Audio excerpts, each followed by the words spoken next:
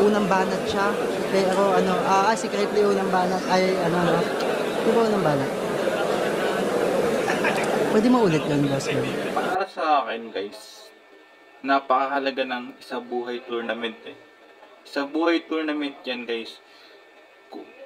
Maling-mali na magpapajudge ka ng ano eh, ng isang lutang na tao. Tapos tournament yan guys. Ang saklap nun. Lutang siya eh.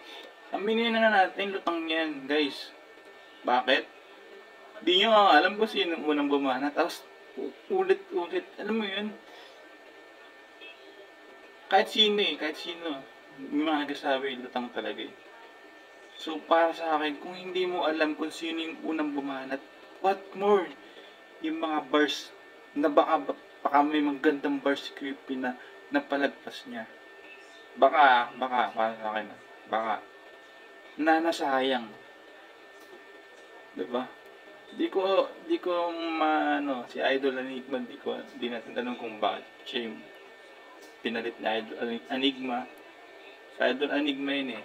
Pero para sa akin, kiss kapag gano'n, diba? Si Tipsy din nga, ang ayos ng pagpapaliwanag niya eh. Diba? Si Tipsy din, okay yung paliwanag niya eh. Ganun mag-judge, guys, hindi mo ulitin yan, sir. Ang pangit eh. Lutang na lutang siya, guys. Para sa akin, lugi talaga si Cryptic sa judge niya yan.